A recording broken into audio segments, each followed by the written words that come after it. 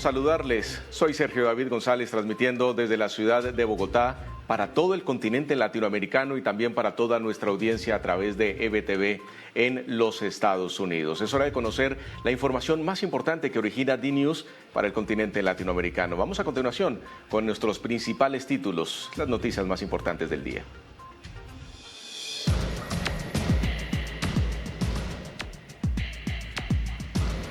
Argentina. El gobierno denunció penalmente a los médicos que hicieron trampa en el examen.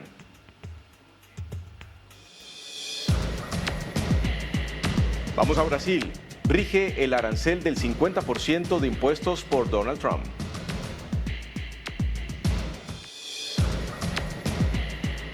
En Colombia, Petro acusó de traidores a la patria a los congresistas que apoyaron a Uribe en el fallo de la juez 44. Vamos a Perú. Escala el conflicto territorial con Colombia por Santa Rosa de Loreto.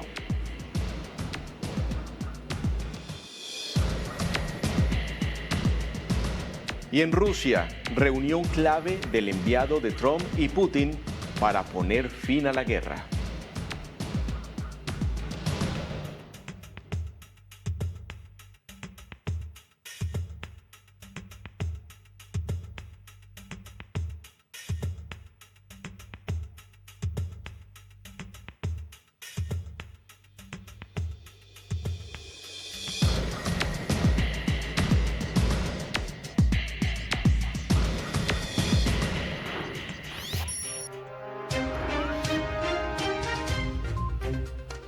Muy bien, iniciamos este bloque informativo con información desde Argentina, y es que tenemos que hablar que el gobierno de Milei denunció a un médico ecuatoriano y a sus cómplices por defraudación a la administración pública. En definitiva, esta es una de las noticias más importantes que se están relacionando el día de hoy, y es que el gobierno lo ha denunciado penalmente a los estudiantes que se copiaron en el examen de residencia médica.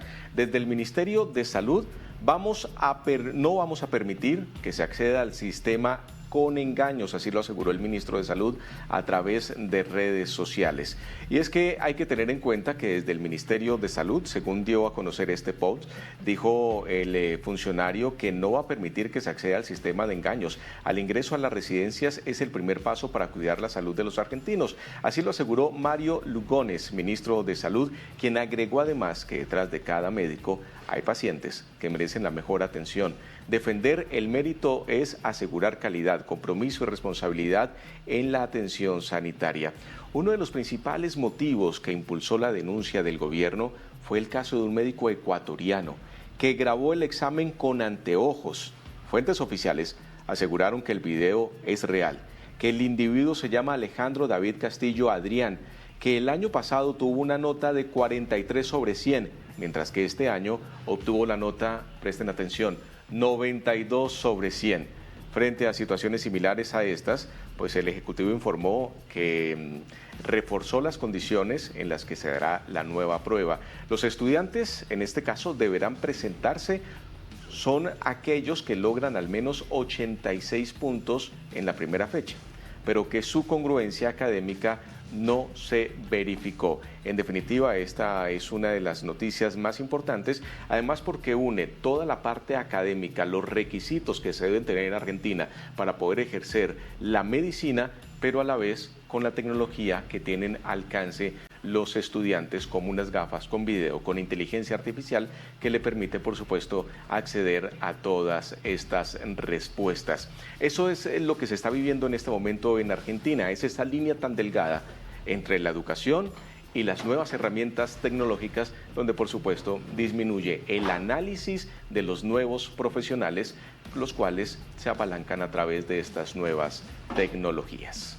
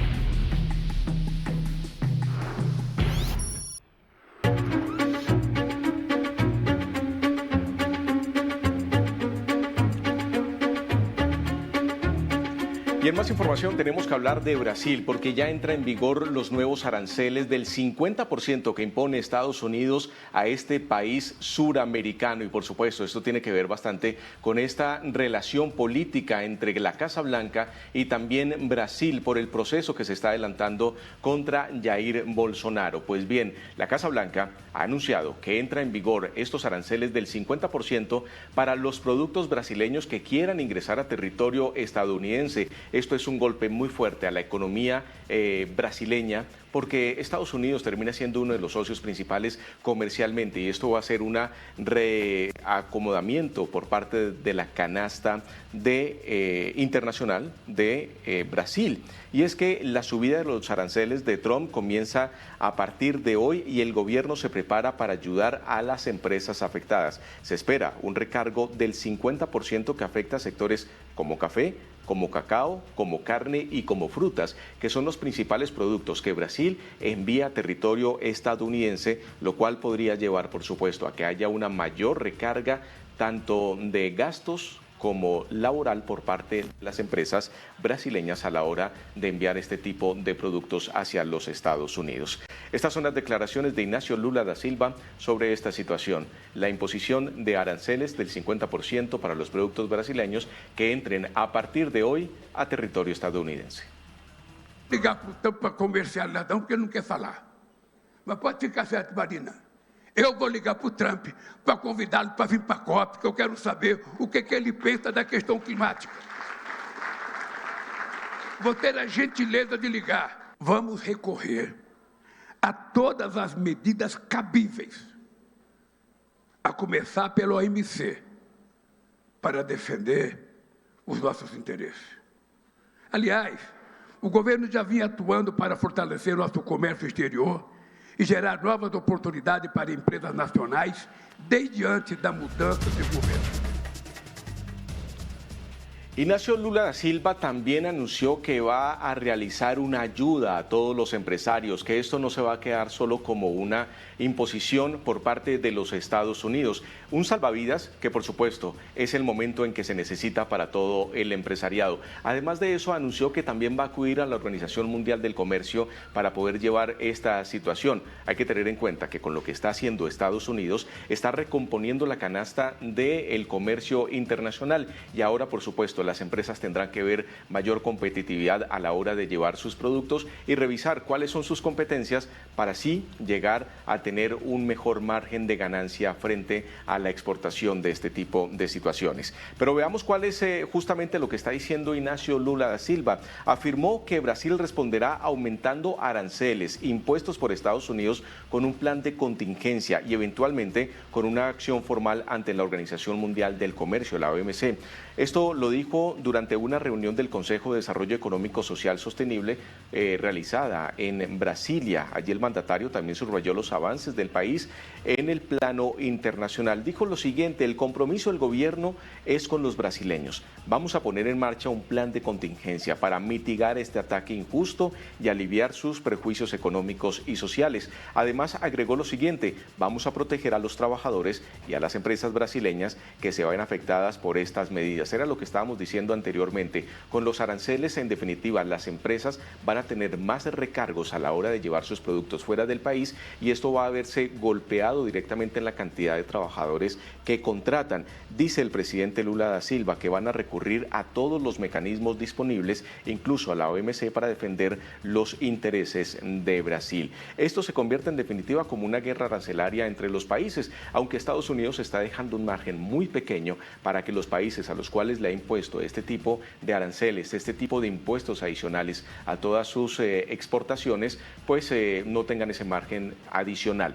Por lo tanto, entrarían en un proceso de acatamiento dentro de los impuestos y ver si pueden competir con una guerra de aranceles, irle subiendo a la cantidad de productos que se utilizan desde los Estados Unidos, que normalmente para América Latina terminan siendo materias primas en la cadena de valor de los productos que se organizan en toda la región.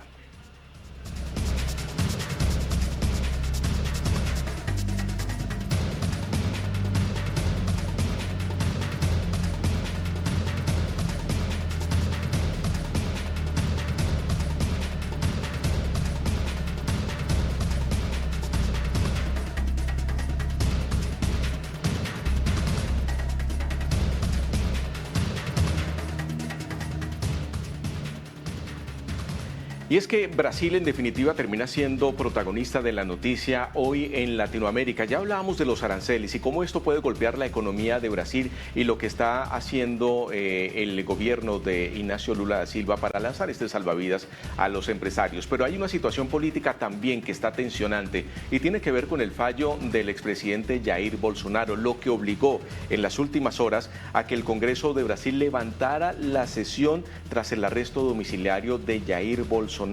Allí pues se está viviendo una situación política muy fuerte. Con la boca tapada y con cintas adhesivas, legisladores del Partido Liberal exigieron votar una amnistía para el exmandatario y los acusados del intento del golpe de Estado, recordemos, del año 2023. Veamos a continuación las declaraciones de Flávio Bolsonaro al respecto. Não tem, assim, não há amparo jurídico, legal, nenhum, para que ele obrigue o presidente Bolsonaro a ter controle sobre o que terceiros postam em suas redes sociais.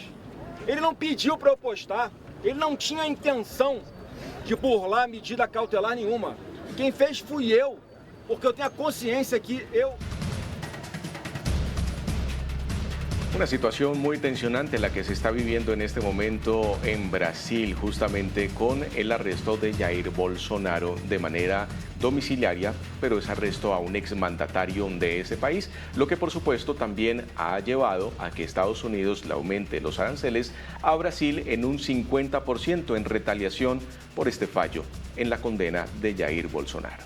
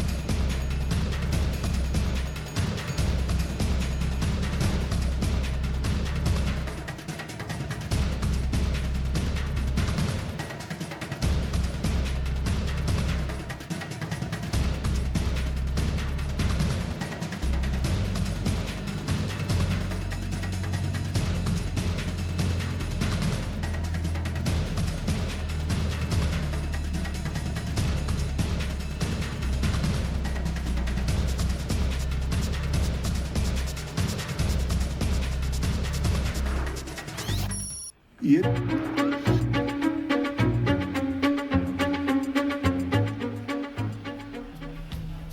uno de los puntos más tensionantes durante esta semana en Colombia tiene que ver entre la crisis diplomática que se originó el día de ayer tras un trino del presidente Gustavo Petro, donde anunciaba el traslado de la celebración de la batalla de Boyacá del día de mañana, 7 de agosto, a la ciudad de Leticia, y lo hacía como un posicionamiento del gobierno frente a la soberanía de este territorio limítrofes con Perú.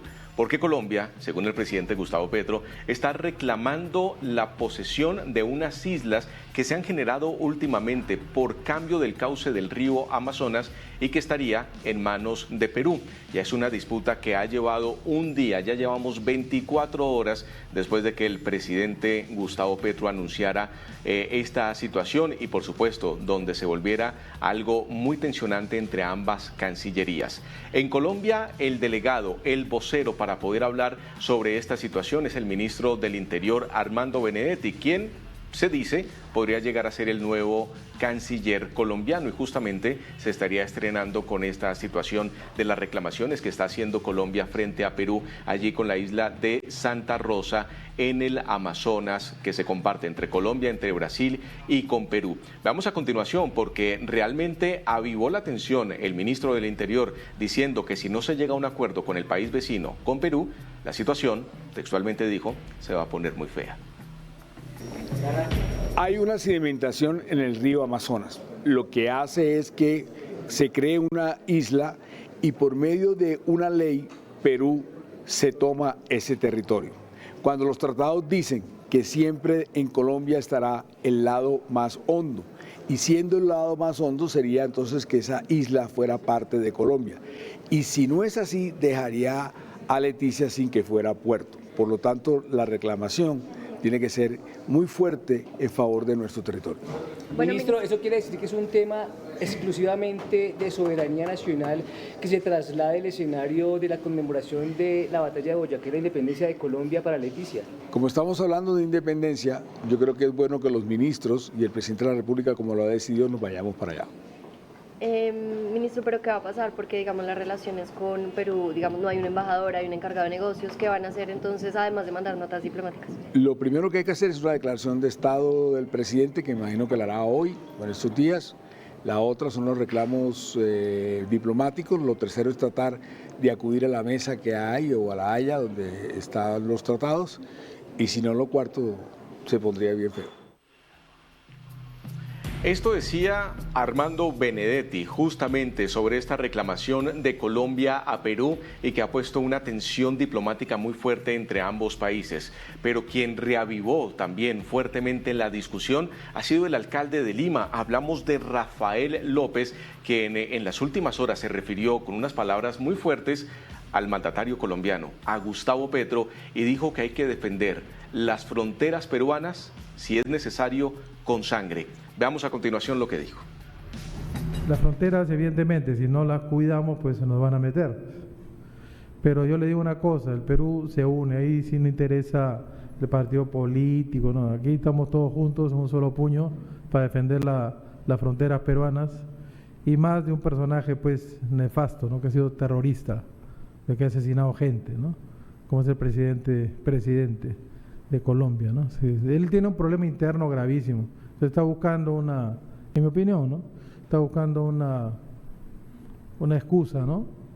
Pero es un tema que está clarísimo, los límites de Perú están muy claros, y en eso sí yo invoco a todos los presentes y todos los políticos ahí en un solo puño. O sea, las fronteras peruanas se protegen con la vida, ¿ya?, con la vida, con la sangre.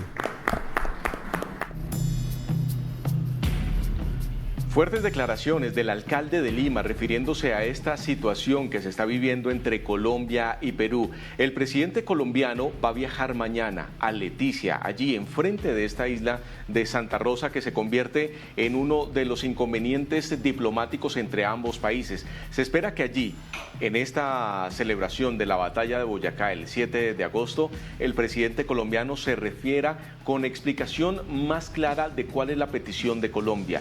¿Cuál sería la salida que se estaría viviendo? Porque desde Colombia, off the record, lo que están diciendo es que hay un inconveniente con el cauce del río Amazonas.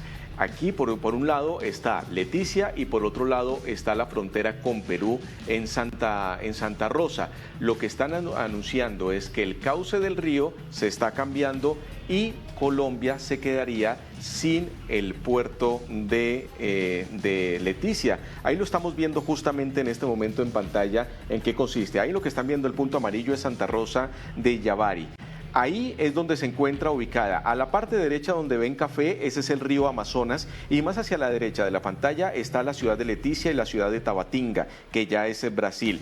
Donde está el punto sería el limítrofe con Perú. Ese afluente que ustedes están viendo de color café más fuerte, lo que se está anunciando desde Colombia es que cercano al año 2030 ese cauce se estaría secando. Y el cauce principal del río Amazonas pasaría a la parte izquierda, es decir, a la parte norte del río Amazonas. Por lo tanto, Colombia no tendría la posibilidad de recibir buques de turismo o algunos buques de comercio que vengan desde Manaos, desde Brasil o desde la parte interna de los llanos orientales colombianos. En esa es la situación que se está viviendo en este momento. Allí, esta isla de Santa Rosa es una isla muy pequeña, no sobrepasa los 3.000 habitantes, es muy turística, es una isla dedicada a la gastronomía y al turismo. Viven de la pesca y viven del comercio. Así que es una relación muy difícil la que está planteando en este momento Colombia, reclamando la soberanía de unas islas que para ellos, para el gobierno colombiano, no quedó claro en el memorando, en el acuerdo de Río de Janeiro del año de 1934 y que por lo contrario se tendría que revisar nuevamente cuáles son las líneas fronterizas con Ecuador. Por lo contrario, Ecuador, ya lo ha dicho la Cancillería, ellos se rigen por lo que se acordó en 1934 y por lo tanto para el gobierno peruano y para la Cancillería están en todo su derecho de convertir esto en un distrito y poder, digámoslo de esa manera, legalizar la presencia de Perú en este territorio. Es una situación muy compleja y que lleva nuevamente al presidente Gustavo Petro a una tensión diplomática con otro país en Latinoamérica, y es en este momento con Perú. Vamos a ver en qué avanza esta situación porque realmente le pone una tensión muy fuerte justo cuando ambos países el próximo año van a elecciones casi al mismo tiempo, y esto se podría llegar a convertir más allá de una relación o de una petición fronteriza a un debate político electoral en medio de estos comicios del año 2026.